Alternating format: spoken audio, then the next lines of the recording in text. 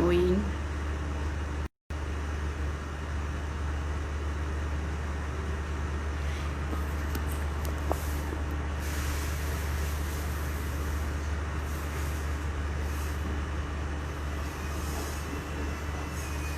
Oi, boa noite. Quem tá chegando aí?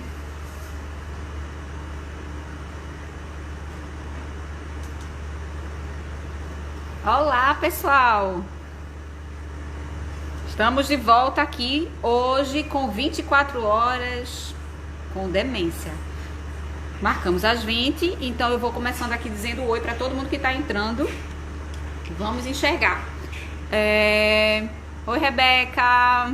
Oi, Fernanda. Oi, Esté, Ana Luísa, todo mundo aqui. Karina, Isabela. Ai, vou acenar para todo mundo. Que coisa boa isso. A gente pôs, assim, na verdade, nós tivemos muitas perguntas na live passada, 24 horas com demência. Sem dúvida, né? Só pode ter tanta pergunta mesmo. Oi, oi, oi. Lucila, Fernanda, aceno também para você.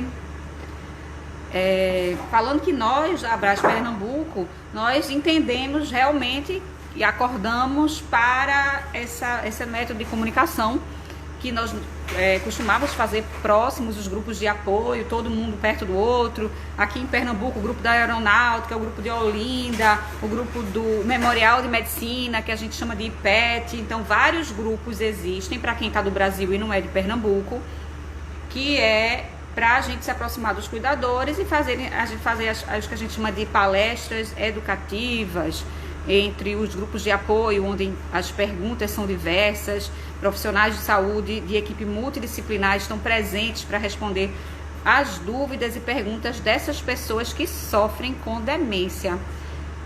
Quem mais está chegando aqui? Alô, é Diva, Marina. Oi.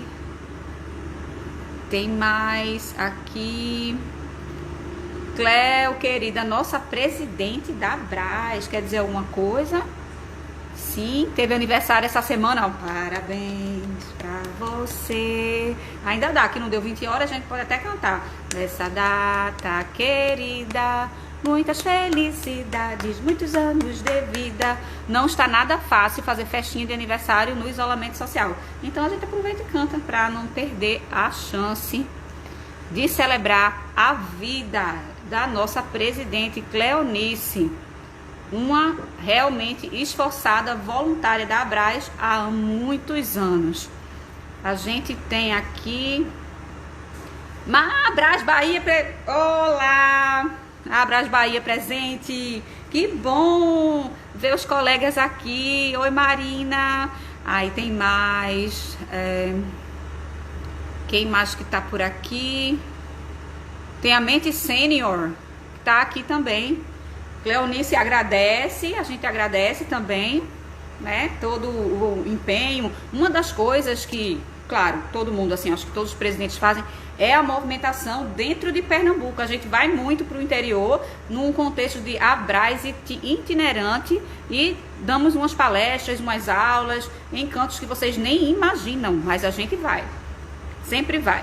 E eu convido vocês para se animarem, que assim que a gente estiver fora desse lockdown, desse isolamento, para fazermos sim caravanas mais animadas com pessoas juntas, porque às vezes as pessoas do interior não entenderam que precisaria encher uma sala, não captaram porque isso é tão importante. Então, se a gente retirasse, apesar de ser estranho, pessoas do Recife dentro de um transporte e fosse até a cidade, que não fôssemos apenas nós, os chamados palestrantes ou equipe multidisciplinar, a coisa poderia ser muito mais animada e uniria mais os grupos num contexto feliz e alegre disso aí.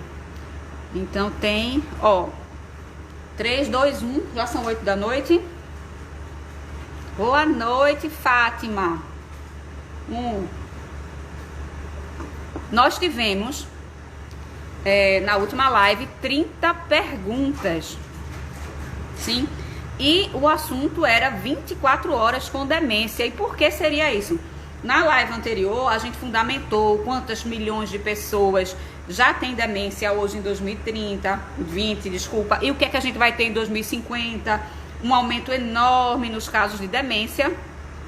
E a pergunta de quem vai cuidar de nós, como é isso e quais são os avanços, quais são os avanços na ciência da demência, dos remédios de demência, foi uma das perguntas. Eu queria dizer para quem fez essa pergunta que isso merece uma live em especial, porque é longo. Então, nessa live, caberia até dizer quais são os comuns remédios que a gente costuma usar na demência, esse. Os outros, que são remédios em estudos, ainda não comprovados, é necessário fazer uma aula inteira para falar sobre isso, tá? Realmente. Amanda, boa noite. Betânia, boa noite. Tem duas Betânias? Não, é aquela de duas vezes. Um tchau. Iranete. Nós estamos aqui com 19 pessoas na live. Ainda temos 4 minutos para começar a responder as perguntas. Então, quem quiser fazer outras já agora, pode começar. Oi, Amanda, tá mandando, eu vou mandar também. Ela tá mandando aquele emoji do riso. Mas tô fazendo coisas que depois eu não sei. Vamos lá. Boa noite, Neila. Nélia, não é Neila, não é Nélia. Iranete, Josete, Dilma. Todo mundo tá aqui nessa live querendo a continuação da live anterior. Qual foi a demanda? Vamos lá para as perguntas.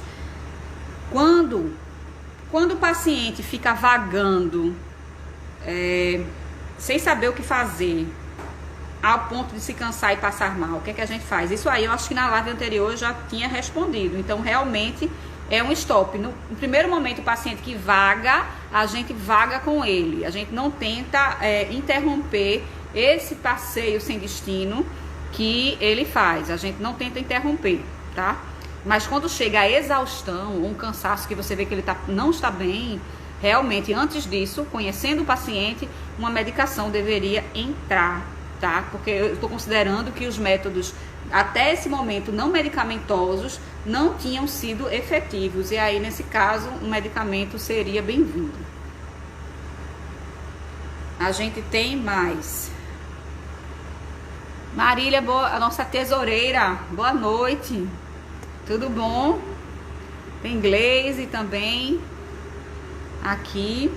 Então, veja só, é saudável para o paciente conviver 24 horas com um familiar cuidador nessa quarentena?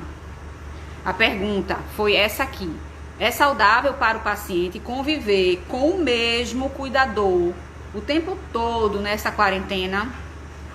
O que é que vocês acham? A primeira coisa, a pessoa perguntou se era saudável para o paciente, certo? Aí a gente vai lembrar que para o paciente com demência, dependendo do seu nível ou estágio de demência, ele vai se esquecer disso, se trocou de cuidador, se, entendeu? Ele não vai lembrar se ele está todo dia com o mesmo, ele não vai conseguir avaliar. Mas para o cuidador, para o familiar, ficar justamente 24 horas com demência não é nada saudável, porque pode se estabelecer o estresse do cuidador. E isso é o que nós mais tentamos evitar através de dicas de como cuidar, né? Como desescalar uma situação de estresse que ocorre. O cuidador precisa ser, como a gente costuma falar no Recife, eu não sei na Bahia, ser rendido, trocar o plantão, né? E isso tem acontecido muito, não sei se com vocês aí, nos chamados de visitas domiciliares, que no final, quando você olha, temos uma crise de ansiedade, às vezes generalizada, uma coisa até um pânico desenvolvido pelo cuidador ou pelo cuidador familiar, achando que está com o Covid, né? Com coisas assim. Temos Lúcia Araújo também presente e outras 2 pessoas aqui querendo participar da live. Pode mandar suas perguntas. Fala aqui também. Sim. Fala aí, né? Que Marina Gordilho está respondendo, então, que é um problema essa de trocar o plantão. Então, muita gente, principalmente agora que a gente está passando por esse momento de lockdown, houve acordos e as pessoas estão emendadas. Se é um paciente com transtorno comportamental, com síndrome do pôr do sol, esse cuidador precisa de ajuda. Tá? Então, se for uma família com 4 pessoas ou etc., isso precisa ser muito bem acordado entre irmãos, dentro dos contextos de higiene. Isso não pode deixar de ser organizado, tá? Essa questão. É necessário troca sim, tá? Isso não tá possível. Qual a diferença entre remédio para dormir e remédio para ansiedade? Essa foi da live anterior. Eu acho que essa aqui eu já respondi. Paciente que quer dormir o dia todo, uma moleza, por que será? Essa aqui é a 5ª pergunta que não quer calar. Alguém perguntou aqui também, é Sérgio Trindade, há novidades no tratamento para afasia? Boa pergunta, ótima pergunta. E esse tratamento para afasia, você tem que considerar a razão dessa afasia. Você vai dizer no contexto de demência, que eu fui perdendo as minhas capacidades progressivamente, ou foi uma afasia aguda, aquela que eu tive um acidente vascular encefálico, o antigo chamado derrame cerebral. Isso aí precisa ser diferenciado, mas a fonoaudiologia tem praticado e tem avançado muito nos exercícios com esses pacientes, tá? Com afasia, e não somente porque a gente pensa afasia, as outras coisas também, disfagia, distúrbio também que é de deglutição, e o outro da produção de palavras. Isso realmente está sendo bem estudado e tem muito exercício diferente para ajudar. Mas entendo sim que é uma coisa que causa altíssima ansiedade, que é tanto para o paciente, quando ele tenta se comunicar e não consegue, quanto quem está ouvindo na frente e não entende. Então existe um estresse do não ser compreendido. Quando tem aquela famosa assim, afasia primária, você não sabe por que surgiu isso, que foi o primeiro sintoma, quando viu a pessoa tinha isso. Bem, a gente tem, assim, no contexto de demência, não é AVC, lógico, é só para a gente voltar, mas é assim, bem importante. Mas aí eu digo que é uma questão bem fonoaudiológica e não exatamente em relação a medicamentos, infelizmente não. Tem Querina que entrou, Ferreira, tem Yara, tem Jacira e Kelly, a gente acena e diz oi. A gente tem também, então, aquela pergunta, o paciente que quer dormir o dia todo, uma moleza, por que será? Então, por que será, minha gente, que o paciente quer dormir o dia todo? Então, às vezes ele não quer ver o mundo, uma opção, se eu tivesse uma capacidade cognitiva e perceber que estou desinteressado, num contexto de depressão e não querer ver a verdade, não querer ver o seu mundo, essa é uma razão que acontece muito, inclusive em pacientes internados crônicos que ficam 6 meses na cama e não tem mais nenhuma expectativa e todo dia recebe uma visita de um profissional de saúde. Ele fecha os olhos quando você faz a visita e você imagina até que ele não está doente e que não abre o olho. Mas quando você consegue chegar num assunto que lhe interessava, ele abre o olho, desperta, ou até mesmo quando um antidepressivo entra em sua vida. Aí você consegue descobrir o diagnóstico diferencial. Fora isso, tem os transtornos do sono, que a pessoa pode ter apneia do sono e não está oxigenando as células do corpo direito ao longo da noite. Então, ao longo do dia, ele está muito cansado. Isso, aí, Ana Luísa botou, pode apresentar a síndrome de apneia do sono e não ter dormido o suficiente. Então, ele dormiu, ou então não chegou naquele nível. Tem tantos despertares, quando a gente fala daquele exame chamado polissonografia, que nós médicos pedimos para ver as ondas do sono, em que posição eu entrei e também se eu fui oxigenado, que é a pergunta que a gente quer muito, que quem não é bem oxigenado nas células, a demência fica bem pior. Assim, o quadro demencial fica bem pior. E é tão legal quando você pode revertê-lo através do CPAP, por exemplo, que você dá para o paciente o tratamento, aquela máscara que ninguém quer usar. O paciente fica claro, ele começa a fazer as atividades. Você acha até que houve um milagre. Imagine uma célula sem oxigenação. A célula não pode não ter duas coisas, que é oxigênio e glicose. Eu estou vendo que o pessoal da Terapia da Floresta, que é o meu trabalho do lado de lá, está dizendo oi. Olá! Tem Paulo César falando que tem depressão, ele citou, né? Depressão e déficit cognitivo leve. Demais, né? E esse diagnóstico diferencial para saber em que caminho eu cheguei, para também não achar que a pessoa está só com depressão e não está caindo no caminho do desenvolvimento de demência. E essa situação precisa ser olhada porque, infelizmente, a realidade de hoje ainda é, por falta de esclarecimento, que nós recebemos pacientes com o quadro de demência já moderada, porque no começo as pessoas acham que não é assim não, é só né? Existe essa demência é subestimada, as pessoas pensam que não é, que é caduquice, não entendendo que caduquice já era a demência, nesse caso, numa palavra vulgar, ou chula de se contar do dia a dia do leigo, e deixa passar. Quando a demência começa a atrapalhar a vida familiar, aí sim a gente reconhece, opa, isso não tá certo, vamos levar para o médico. Tem Gena, nossa terapeuta ocupacional da comissão da terapia ocupacional de Pernambuco, tá? Tem Gilvan aqui, olha, tem muita gente, boa noite aqui para quem entrou agora, tá? Eu aceno para Ayla e vou trazer outra pergunta. E agora, como é que a gente faz quando o paciente não tem interesse por fazer atividade alguma? Então, nesse contexto de 24 horas com demência, esse é um problema, sim. Mas, primeira coisa, pense, né? Tenha calma. Imagine na sua biografia, na biografia do paciente, o que é que ele gostava, qual era dele.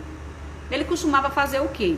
Porque quando a gente quer oferecer uma atividade que nós achamos legal, às vezes o paciente não acha e ele nem faz nenhuma conexão de que ela poderia ser boa. Naquele caso, por exemplo, um senhor idoso com demência, ele era escritor, por exemplo, ou trabalhava num escritório. Só que aí as pessoas imaginavam que ele já estava velho, não trabalhava mais e transformou o quarto dele num quarto de hospital, sem ele ser doente. Quantos pacientes você entra na casa dele, ele tem uma cama hospitalar e ele não precisa? E aí você, na mesa dele, coloca, por exemplo, uma máquina de escrever do tempo do ronco, do tempo antigo, e bota lá e para ele digitar. Então ele olha, ele reconhece, ele acha aquele objeto interessante e se acalma.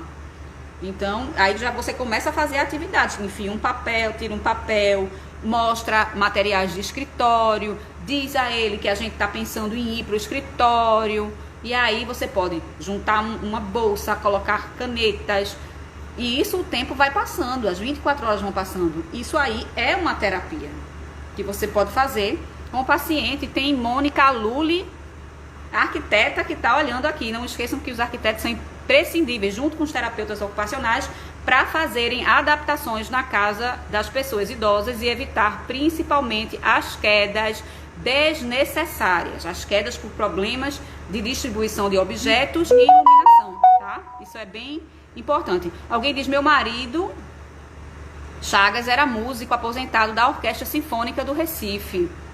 Pronto, então o que é que a gente mostra para ele? Uma música bonita, um instrumento, apresenta, mesmo que ele não toque, coloca um instrumento do lado, aí ele olha, pega, às vezes nem usa, não sabe nem como usar ele, mas acha bonito, e isso já acalma. Então, quando a gente olha algo bonito, a gente fica tranquilo e se acalma. Eu ia chamar vocês aqui para prestar atenção, quem não entende de internet, olha um celular aqui, tá? Esse celular, e você vê essa setinha, todo mundo tem uma setinha dessa no celular. Isso aqui serve para você chamar mais pessoas para a live da gente da Abras. Chame os seus amigos, que a gente está querendo responder para o mundo, para as perguntas serem bem usadas. Temos Tiago Rodrigues, psicólogo, entrando aqui também dizendo oi, oi, oi, seja bem-vindo. Psicologia é muito importante para o acompanhamento do cuidador e também dos pacientes idosos. E as pessoas pensam às vezes que eles não precisam, já tá velho, né? Quem tá velho, por que eu vou pro psicólogo? Acredita nisso? Então tem preconceito até aí. E nos casos, principalmente nos casos de pseudodemência, que não é demência, mas fica com a cara muito parecida, eu preciso de um psicólogo, porque muitas vezes essa questão de depressão é depressão, e quando você chega perto, entra medicamentosamente muitas vezes com antidepressivo e o psicólogo entra na jogada, o paciente fica bom da demência. Já viu isso? Bonzinho da demência, porque não era demência.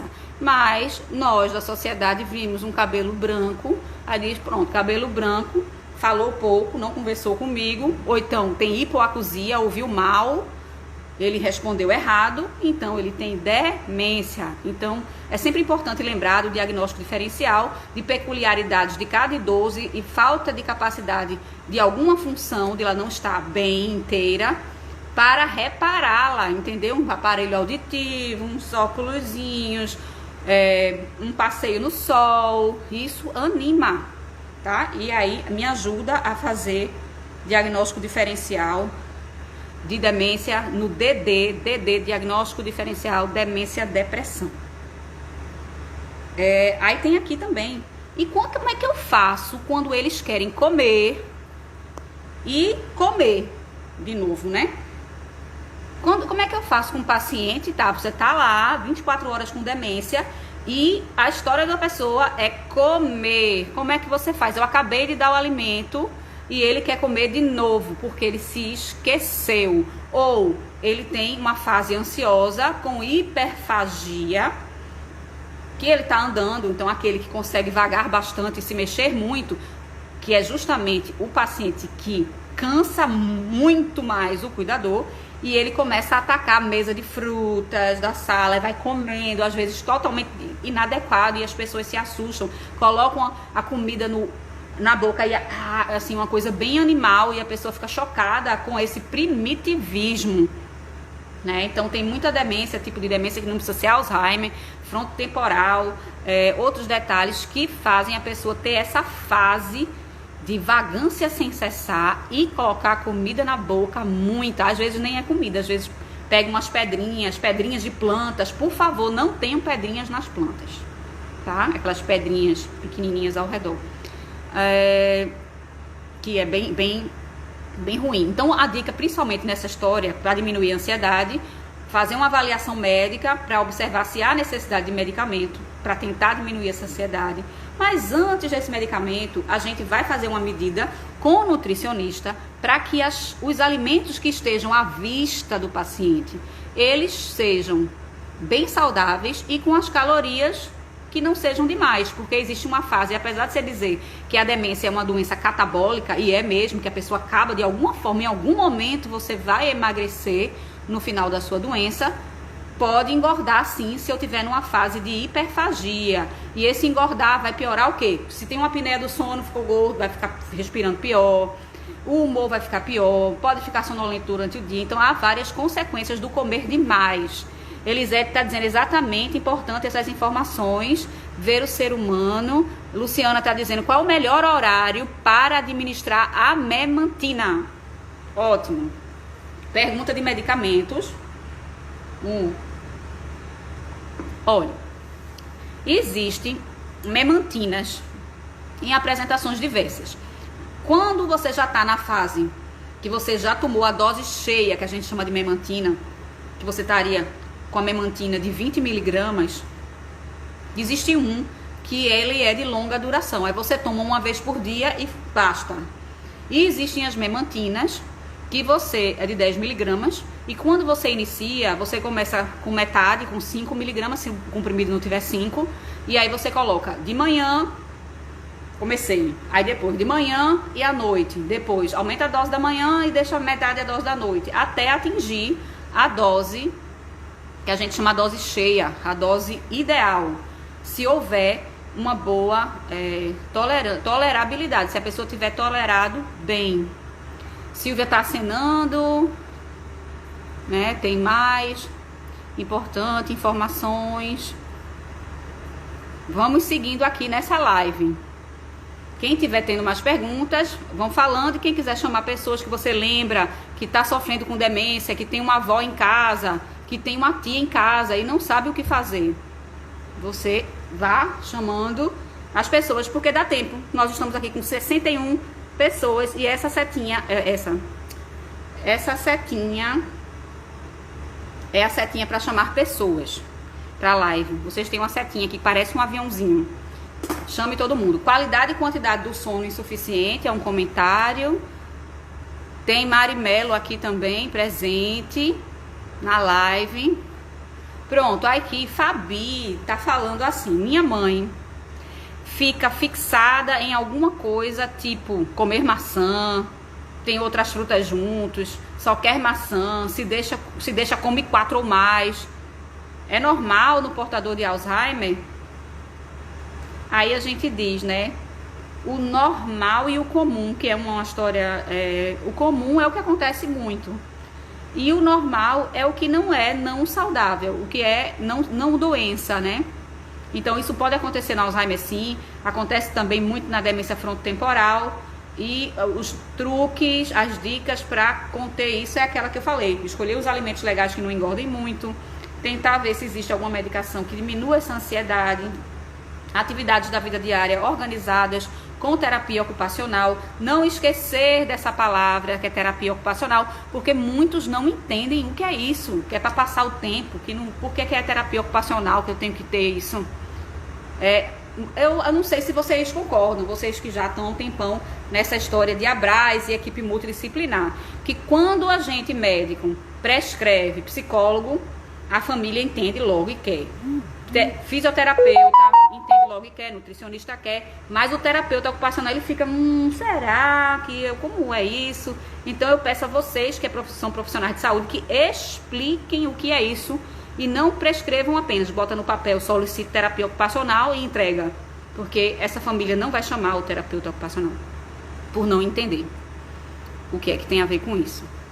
Outra pergunta que a gente tem é a seguinte: a ansiedade pode ser falta dos filhos quando ela mora só? Aí, essa pergunta é até fácil de responder, né? Porque com pode, na vida, quase tudo pode. Isso aí também vai depender do grau de demência. Digamos que ela fosse uma acamada, olhos parados, que não mais fala, que não mais compreende, que não mais reconhece ninguém. Então, eu poderia dizer que talvez essa ansiedade pela falta dos filhos não fosse verdade, porque está só. Mas já aqueles que têm a percepção de que os filhos não vêm, a ansiedade está presente, sim, e muito, porque esse é um laço muito forte e cuidador não substitui o laço de filho. Isso aí, filhos e filhas, eu falo sempre de uma questão chamada a primeira geração de filhos que cuidam de pais, que se entreguem a esse momento. A gente mudou, a gente está em 2020, a longevidade está aí, as pessoas não morreram mais e houve a inversão de papéis. Então, dentro de um apoio também médico que lhe explique, psicológico, que lhe diga como fazer para cuidar, porque você não foi treinado para isso, né? Então, quem foi treinado para isso, nós fomos treinados para cuidar dos nossos filhos que nasceram. Os nossos pais nos ensinaram isso, mas ninguém ensinou para nós como cuidar de pais, porque antes desse tempo, dessa geração, eles morriam cedo, então nenhum filho cuidava de pai, não nessa quantidade que temos agora, né? Então é até uma aula, a primeira geração de filhos que cuida de pais. Fiquem atentos que essa aula aí ela é muito legal, eu gosto. Ver mais aqui, pergunta que vocês mandaram para já. A demência do Parkinson é a mesma coisa da demência do Alzheimer? Foi Yara que perguntou. Aí eu digo que não, né? De jeito nenhum. É uma doença neurodegenerativa, então eles têm um link, né? Porque a outra também é doença neurodegenerativa, mas não é o mesmo tipo de demência. Inclusive a gente chama de demência de Parkinson.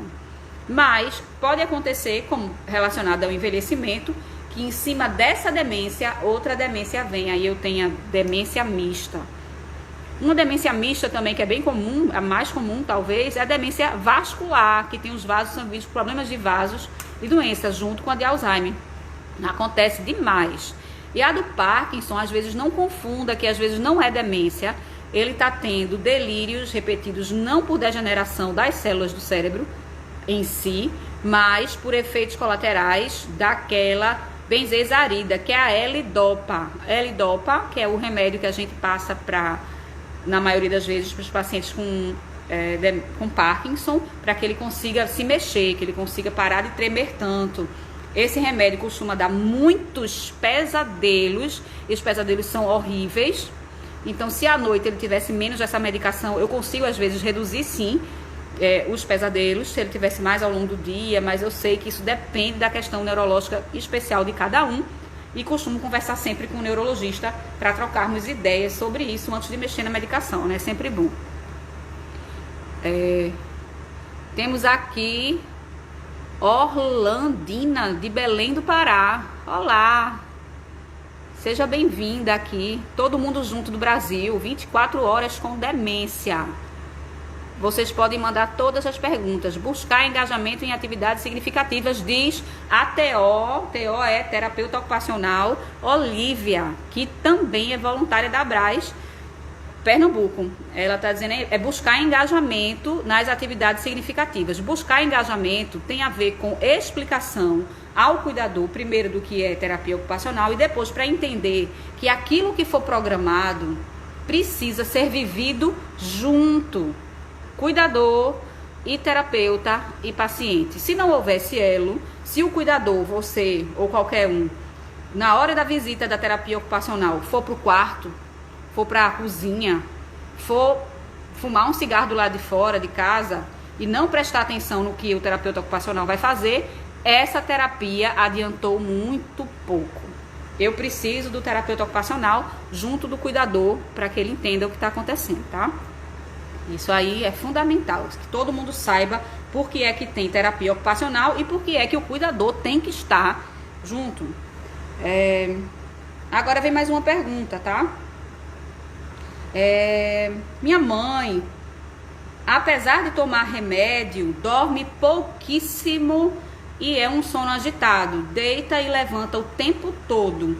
É normal do Alzheimer ou é preciso trocar a medicação?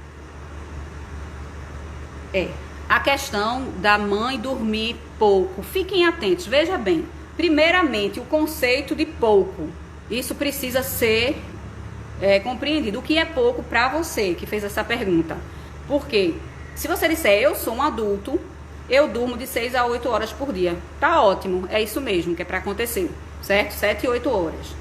Se eu sou uma pessoa mais velha e eu realizo menos atividades físicas ao longo do dia e mentais também, que gastam bastante energia, eu preciso de menos horas para dormir, porque a minha bateria, eu gosto de comparar com o celular, ela não foi gasta.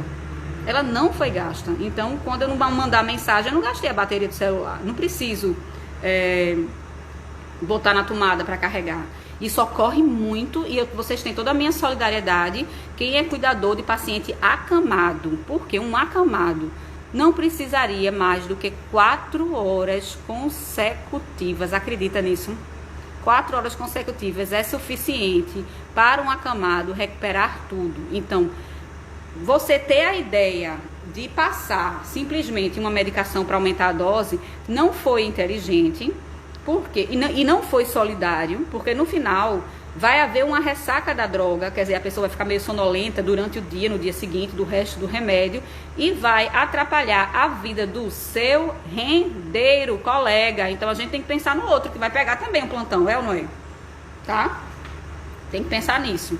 A avaliação medicamentosa deve ser feita por médico, cuidadosamente, levando em consideração as chamadas interações medicamentosas, porque vocês sabem que muitas vezes os idosos são polimedicados, que é aquele conceito de ter 4 ou mais medicamentos em sua lista. Se vocês se lembrarem e compararem medicações com uma receita de bolo, veja bem, quem já fez um bolo aqui? Juntou farinha de trigo, juntou fermento, juntou chocolate e teve uma ideia, eu tô sem fermento hoje, eu vou colocar bicarbonato de sódio. Fica a mesma consistência? Não fica, tá? Não fica. Eu hoje botei suco de laranja em vez de leite no bolo.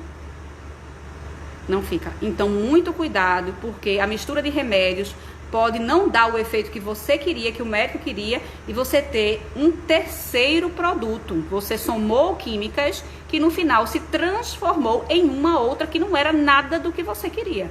Então, o médico deve ser bem capacitado para entender bastante de interação medicamentosa e não permitir que isso ocorra, tá? De medicamentos sem você saber, principalmente essa diferença entre ansiolítico e indutor do sono. Um remédio que é só para você adormecer e o outro remédio que é para você se acalmar e de repente adormecer. São duas classes farmacológicas diferentes, são duas substâncias diversas, distintas e que têm a aplicação em condições de comportamento específicos, tá? Elisete, psicóloga, sou psicóloga com especialização em neuropsicologia e gerontologia. Olá, colega psicóloga. Olha, tem também, eu estou fazendo de segunda a sexta às 14 horas atividades de estimulação cognitiva.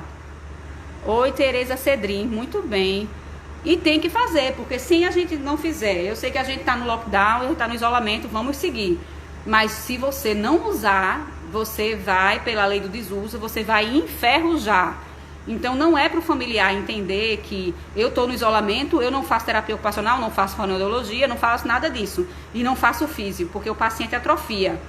E os últimos pacientes que eu andei vendo nos últimos dias, infelizmente, eu percebi a atrofia muscular. Em relação à última visita, à última consulta. Aconteceu muita perda de músculo, está acontecendo nesse isolamento. E temos aqui Luciana, horário da Memantina. Eu tô vendo que tem um bocado de gente pedindo para participar do vídeo ao vivo. A questão é porque como tem muita gente, eu não sei com quem é que eu posso chamar para o vídeo ao vivo e responder todas as perguntas que nos foram enviadas. Para vocês terem uma noção, eu tô na pergunta 16 de 30. Como é que a gente vai fazer isso na live? Será que vai ter 24 horas, 48 horas com demência? Eu estou vendo aqui a odontologia sistêmica, é o nosso voluntário, doutor, professor Antônio Moura. Tudo bom? É sempre um prazer estar com você e junto das palestras da gente na Abras Pernambuco.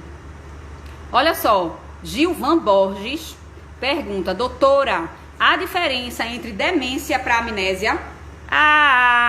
Adorei a sua pergunta. Adorei. Veja só. Então, na demência, a gente sempre faz, eu tô esquecido, eu tô me esquecendo. Quando a pessoa se esforça para lembrar, deixa eu tentar me esforçar para eu lembrar. E às vezes quando a pessoa se esforça, acaba que lembra, né? Em geral, independentemente de ter demência ou não. Na amnésia, você esquece por completo, você não sabe de nada, você tem um apagão. Existe uma coisa que eu ia dizer, um caso. Tá todo mundo preparado para ouvir um caso? Contar um caso, tá? Idosa de 80 anos, numa instituição de longa permanência, tia, sem filhos, estava lá, era advogada e foi bater lá, vivia só em casa. Por quê? A irmã dela me chamou para uma visita. Não tem nomes, ok? Então eu posso contar. O que é que aconteceu com ela? Tem a ver com a tua pergunta da amnésia. Quando chega lá, doutora, eu disse, olha, doutora Flávia e tal. Ela disse pra mim, eu sou fulana e tal. Aí eu, oba, que bom. Então ela entendeu que a minha conversa era uma apresentação, eu sou a médica, você eu não conheço. Então eu já entendi, essa demência não é avançada, porque ela andou, falou comigo e conseguiu entender o contexto. Muito bem. Só que eu pego o prontuário dela e tá lá 14 pontos de Mini-Mental, uma coisa assim, bem baixa. Mini-Mental, para quem não sabe, é um dos testes cognitivos, um dos testes mais usados no mundo para tentar detectar demência, tá? Então, Mini-Mental, a gente faz umas perguntas e tal. Então, no prontuário mostrava que ela tinha uma demência já avançada. E a conversa era essa. E depois começou a chorar, descompensada, emocionalmente. Quando eu faço a leitura do prontuário, vejo as medicações e uma lá está chamada Midazolam. Midazolam é um benzodiazepínico usado como pré-anestésico, certo? Então quem vai se operar, entra numa sala e tal, para tomar uma anestesia, para ficar calminho, já aplicam um midazolam. Vocês lembram que as pessoas nessas salas começam a esquecer do que... Eu não sei de nada o que foi que eu falei. Eu estava acordada na cirurgia, mas eu falei foi coisa. Disse cada coisa que não podia dizer. Olha, disse tanto palavrão. O que foi isso? Que alguém te conta, tá? O midazolam causa amnésia anterógrada e retrógrada. Então faz você se esquecer de tudo imediatamente, uma hora antes do que aconteceu, antes de você tomar o midazolam. É um remédio tão forte que a coisa que aconteceu antes de você tomar ele, você se esquece. E se esquece também das coisas que ocorrem depois dele. Essa paciente tinha midazolam na prescrição, em 2 doses de 2 tomadas. Eu simplesmente, claro, depois de fazer um cuidado de anamnese, porque essa droga também tem indicação, por exemplo, quem tem crise convulsiva, ela poderia ter precisado desse remédio. Eu tirei o remédio dela porque eu pude. E a pontuação dela de Mini-Mental, que era 14, subiu para 28. O que é que acontece? Ela voltou para casa dela. Uma idosa que tinha uma condição boa, voltou para o seu apartamento pequeno como tia, que era sem filhos. Mas foi diagnosticada com demência, quando o que acontecia com ela era uma amnésia pesada por conta do midazolam, tá? Então, vamos prestar atenção nisso aí. Agora... eu tô aqui também para lembrar vocês que a Abras é uma instituição muito séria. Eu já desde 2014 sou voluntária da Abras e muito satisfeita com o projeto, com a seriedade. E chamo vocês para participar para ser sócio da Abras. Então, se tem um bocado de coisa que a gente já pertence, fica com medo, a gente quer fazer uma doação, ai, mas será que esse dinheiro vai para o canto certo? Será que isso aí tem alguma falcatrua? Então, a gente vive sofrendo com esses assuntos. E aí eu digo que estou lá desde 2014 e é excelente. Então, quem quer participar da causa da demência, por favor, se associe a esta instituição, porque a gente é top. A gente se esforça, a gente é unido e a gente é gente que faz, tá? Então, estar na Abras faz sentido. Quem tiver com dúvida para se associar, dá uma olhada no Instagram da gente e olha os dados, entre em contato com o telefone da gente, tá? Que dá tempo. Vale a pena, engrandece. Seria importante iniciar terapia medicamentosa desde os primeiros sintomas? Pergunta uma pessoa, que é Vânia. Sim. Porque, veja, a base, o motivo da terapia medicamentosa estar presente, existir, o desejo científico seria diminuir a velocidade de degeneração dos neurônios. Então, quanto antes eu tomar, mais tempo eu tenho para me lembrar. É assim que a gente diz na Abras, né? Quanto antes eu souber, menos tempo eu tenho mais tempo para me lembrar e menos tempo para se esquecer, né? Uma coisa assim. De todo jeito, é preciso iniciar sim, uma vez identificada isso. Quando você diz primeiros sintomas, é importante saber o diagnóstico diferencial de demência. Ver se não é uma pseudodemência, dar uma olhada na tireoide, às vezes o hormônio da tireoide está baixo, às vezes é a vitamina B12, que também às vezes dá uma demência de deficiência de B12. Outras doenças que entram no cérebro, tipo sífilis, sífilis é doença venérea, mas tem, certo? Que a pessoa pegou aí num passado e teve um comprometimento cerebral disso, lhe causando demência, e que não seria uma demência do tipo de Alzheimer. A gente também tem demência alcoólica, e isso não é pouco, porque as pessoas, inclusive, há 20 anos bebiam muito, hoje bebem ainda, e muito, e os neurônios não aguentam e degeneram. E quando eles ficam velhos, é como eu lhe falei, um velho, uma pessoa com cabelo branco, que estiver fazendo qualquer comportamento inadequado, recebe já o carimbo, se você não prestar atenção, Alzheimer. E não é, inclusive é ruim para o tratamento isso, porque os dementes com demência alcoólica, eles têm todo um detalhamentozinho especial para eles, e às vezes com algumas medicações que eram de Alzheimer, que estavam dentro da lista deles, saem, eles ficam melhores dos delírios que tem, etc. Tá? Então, todo mundo convidado para ser sócio associado da Abras. Flávia, quais são os principais tipos de demência e quais são as mais comuns? Então, demência de Alzheimer, 50 a 60%, 15% demência vascular, mistura das duas demências, porque a degeneração endotelial está sempre aí, sempre com tempo para acontecer. Infelizmente, é como a Lady Murphy, quando você vê, já teve duas, já você fala, minha gente, E ainda tem a pessoa que bebeu, ela pode também ter uma demência alcoólica. Então tem demências também em áreas do cérebro que você vê na ressonância que é sugestiva de doença que a gente chama de frontotemporal. Isso, frontotemporal tem a ver com região do cérebro. Aí você vai imaginar aquela massa encefálica, o desenho da neuroanatomia e dizer que é ali que aconteceu isso. E aí tem características específicas comportamentais que poderiam levar a esse diagnóstico.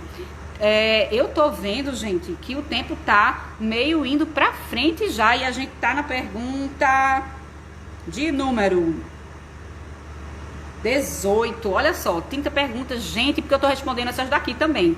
Mas eu tô gostando. Vocês estão gostando da live? Pois é. Mas daqui a pouco ela vai encerrar. Eu peço para que Rebeca, a nossa vice-presidente, mostre a cena pra mim se está na hora de eu encerrar, porque eu vou ter que salvar a live, porque a última eu não salvei, gente. Deixa eu ver aqui. Flávia, quais são os principais tipos de demência? Já respondi. Doutora, o Neozine melhora ou piora? Uau, essa aqui eu caí. Deixa eu respirar. A Neozine é quentíssima, essa pergunta do Neozine, tá? Quentíssima. Veja, Neozine. A outra, que não é Neozine. Aldol também. Eles são neurolépticos que causam congelamento do corpo. Então, depois que você usa, porque você quiser acalmar o paciente e fazer uma contenção química, ele vai ficar mais durinho, ele vai ter menos ideia de andar, ou ele vai ficar sonolento, e aos poucos ele pode impregnar. Impregnar é quando gruda o remédio demais e a pessoa fica andando como um robô. E às vezes parece até que tem Parkinson, doença de Parkinson, porque anda com aquelas perninhas assim. E o que acontece quando não há uma boa anamnese? Boa anamnese. O vídeo foi pausado aqui por alguns minutos, não sei. Eu acho que eu preciso encerrar a live. Será isso, gente? Vocês estão aí? Tem quantos minutos? Voltando, voltei. Gente, eu tô com um pouco de temor de que ele caia e a gente perca. Aí eu vou fazer assim, como tem muita gente, a gente estica uns 15, 20 minutinhos. E pra esticar, eu vou encerrar essa live e abrir agora mesmo. Fica todo mundo aí, tá certo? Combinado? E a gente estica mais um pouco. 24 horas com demência, essa live está muito animada. Todo mundo aqui, são 73 pessoas nesse horário, porque estamos no mesmo barco, sofrendo com demência ou com um enorme coração solidário e unido neste momento difícil que é de isolamento social por epidemia de coronavírus 2020. Eu dou um beijo na pausa, a gente se encontra daqui a 1 minuto ou 2. Estou trocando de live nesse mesmo canal, tá bom? Até já!